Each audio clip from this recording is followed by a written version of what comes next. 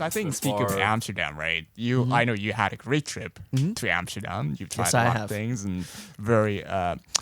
I heard you went to a different realm. That's I would say I've elevated from my mortal realms and into another dimension. Right. So I would say I'm not really an avid weed smoker. First of all, I've never smoked anything in my life, whether it's weed, whether it's vape or anything. I kind of believe that anything put in my lungs is pretty bad. It's kind of permanent. Wait, so you tar haven't and stuff like that. smoked I haven't smoked a single thing. He does edibles. That's right. So Wait, every what time about- I do, what you think putting things into your stomach is bad for you? I think at least the Wait, what about YouTube videos or what medical about research I've done. hookahs? Hookahs, like Shisha. shisha. No, never done shisha ever.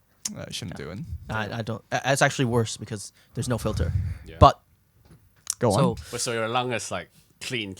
pretty clean, I'd say. Yeah. Yeah. All right. Please. I have never done any of that. Even though it's very clean, my stamina is horse shit.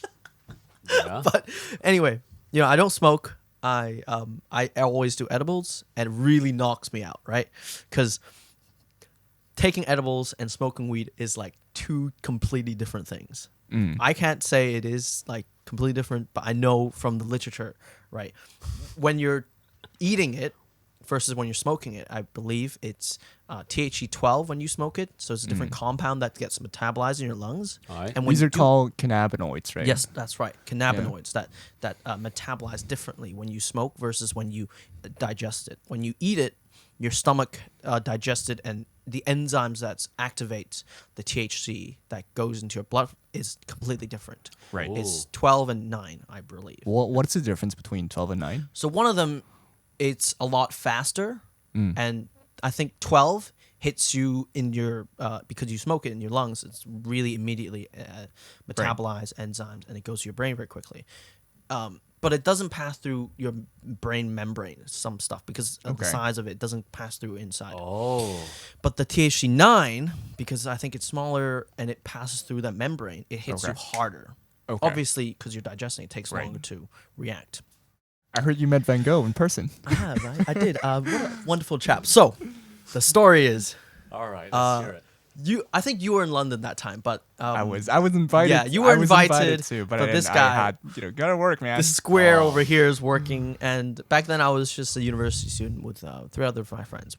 So it was just before my finals, but then my friend from US took a spring break. It was like Aprilish, and he was like, "Yo, I'm in London to hang out with the boys. Let's go." And then we hang out, and then it's like, "Yo, let's go to Amsterdam, bro." I'm like, "Dude, my final's in like 3 weeks. I can't do this." Just for a bit of context, like going to Amsterdam from London, if you take one of these easy jets or Ryanair airlines, it's incredibly cheap. You can book Super it fast. 2 days before. It's £20, which is equivalent to $25, $30 US dollars.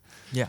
Yep. Damn. And it's only like an hour and a half to get there. So it's literally Damn. like it's like going It's incredibly to accessible. Yeah. So I wouldn't let this guy live in London because he's gonna be in Amsterdam most of the time. So it's like going to Macau, but like going to Macau is like an hour, right? So add half an hour. So if you travel from I don't know Daibo or something, you have half an hour to get to Sarangwan. Then it's exactly how it goes to Amsterdam. Now Right. I'm glad that I've never been spent a long time in the UK. Yeah. And so I was very reluctant at first. And then later on, he convinced me over a little bit of wheat brownie. He was like, "This is the weed here. It's so crap. Imagine you're gonna when have you a can bit get of a there." teaser. You're gonna have a little bite of edible here. We're gonna get the real thing in Amsterdam. Yeah. So a gateway truck. Yeah. And then he was like, "Yo, Amsterdam, bro, we can do shrooms."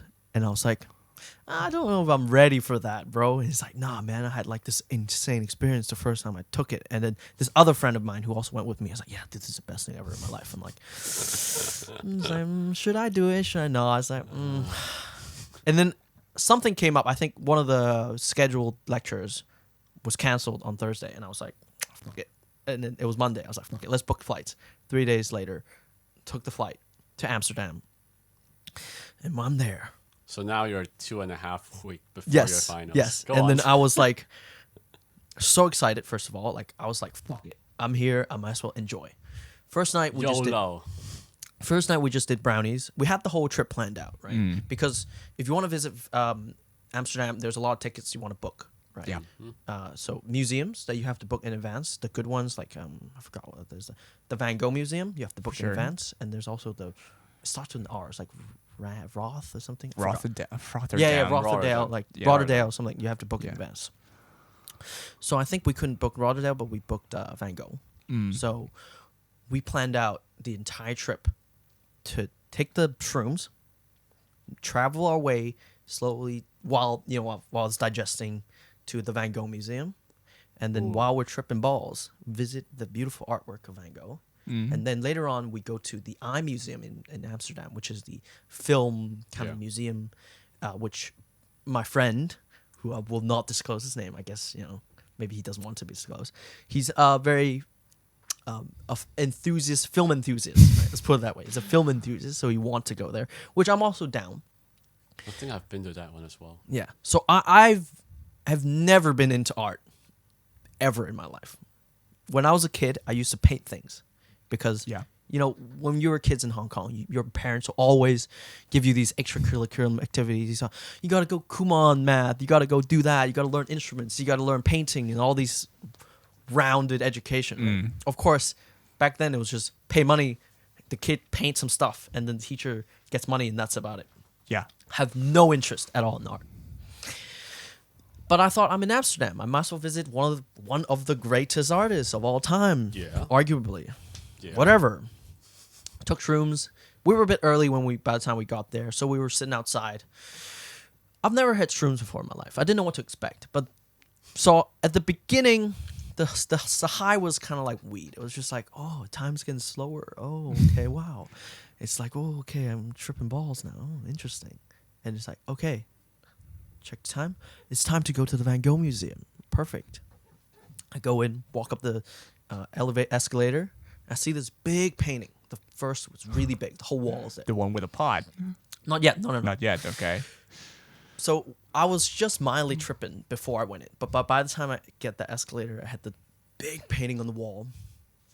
I lean a little closer to see like the details and stuff. I try to appreciate art. I wasn't into it. I was like, look at this painting. It's so nice. And then I was like, wait a minute. It's moving. And I was like, this is a museum. Why are people hanging artworks on like strings so that move and stuff? I'm like, it's so weird. Gotta be the aircon. Yeah, it's so weird. It's the fan. Why is it moving? And then I look at the ground. The ground is moving. It's like the ground's moving. And then I realized, first of all, I'm moving.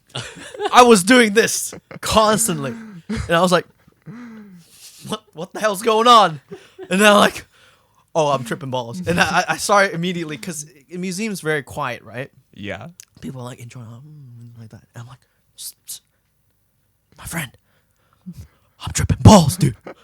This thing's moving. Dude, that wasn't what I heard. I heard you were squeaking. No. That was the initial stage. I'm not done yet. Okay. Right? This is how you define mildly high. This was the beginning of the journey. Right.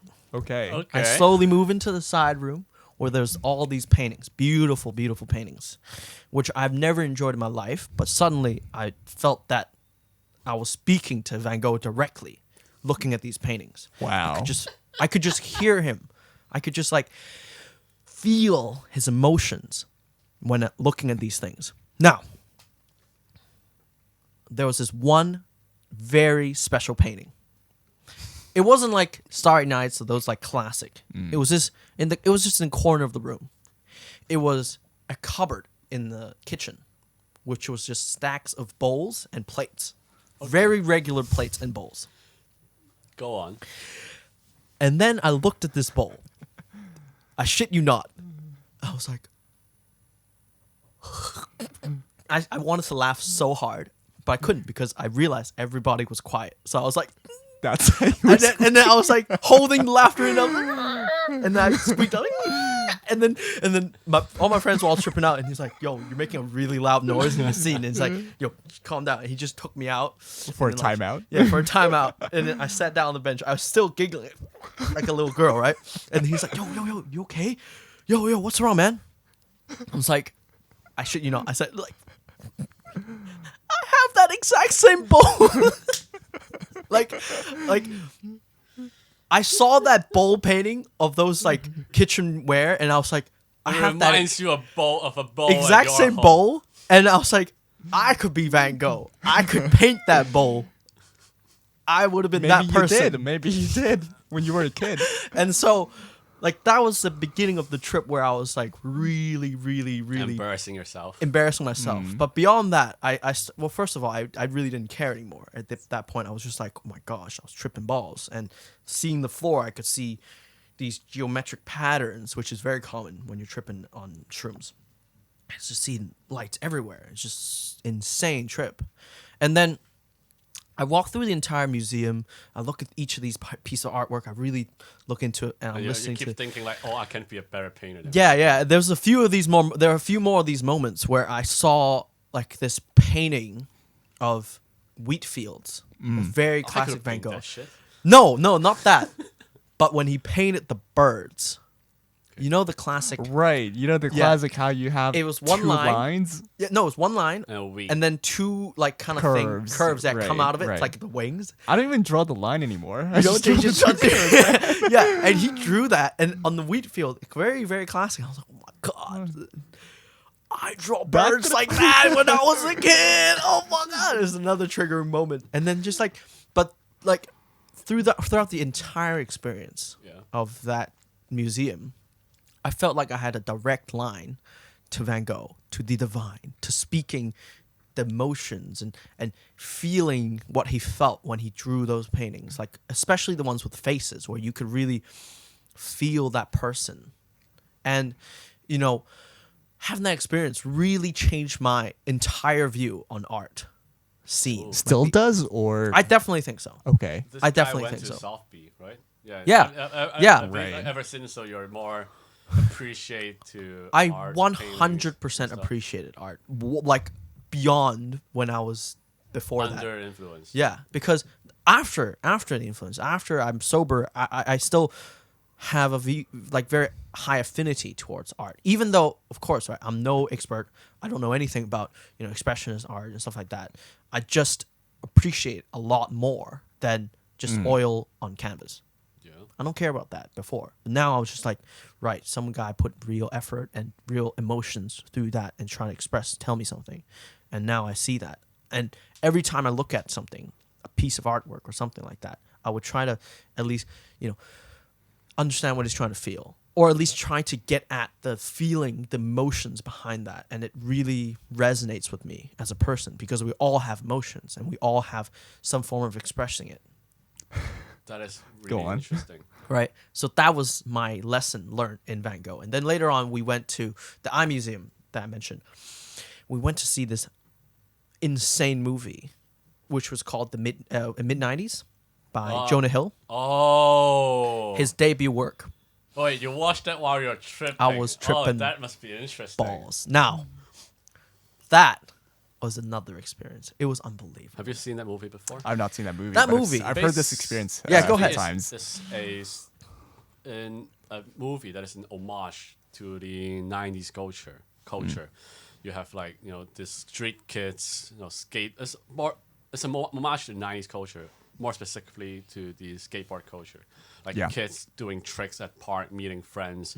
Also, like, you know, doing fuck shit. You know, of fucking around with your friends, smoking weed, going to parties, and taking like your cheap recorder and filming people doing skate videos. So you've seen that movie, right? Yes, of course. I've seen that Great. movie. Yeah. That's very, very good. Amazing. Yeah. Especially when you're stoned, right? So the story is very it's very simple. It's around this young kid. I don't know his age, 13, 14. Right. Young rebellion age. He got older brother who beats him, you know, the abusive relationship. And then later on, he, because of home issues, he always goes out and finds this like misfits group of skater in the park, and he realized, wow, these guys skate so cool. I want to join them. So he like scrounges off his, you know, his money, his like, you know, spare change, and then buys his skateboard. Or I think initially it was like something really. It's just whack. like his whole story is just these guys hanging out. Exactly. So he builds this relationship with this misfits group of skater, which each of the skaters have kind of this unique personality of archetype of, you know, people that you grow up with. Right? Yeah. And throughout his growing up. It's kind of it's a very classic coming of age movie where he meets these people, and each of these people that he look up to have their own internal struggle. Yeah. And while you're stoned, while you're taking shrooms, man, you relate to these people in a spiritual level, man. I'm telling you, like you look at them and you relate to them, each of them. So you met Van Gogh in person. Yeah, you were able to connect with these fictional characters. Yeah. Too. Cause you just see yourself in all these. Like every time you watch a movie, you relate to someone, and I'm able to relate to everybody in that movie in some sort of way that like it was just beyond the simple. Oh yeah, I feel bad for that guy. Like I saw myself as that skater kid. I saw myself as that guy who tried to make it. I saw myself as that guy who just parties around saying fuck shit and just ruins their lives, right? And it was really, really deeply insightful experience. Right. Not just like, oh, what a great movie. It was insightful to myself, like how I saw myself. Yeah. Right. I mean, obviously, the fact that you were on shrooms elevated the movie experience a lot. Yes.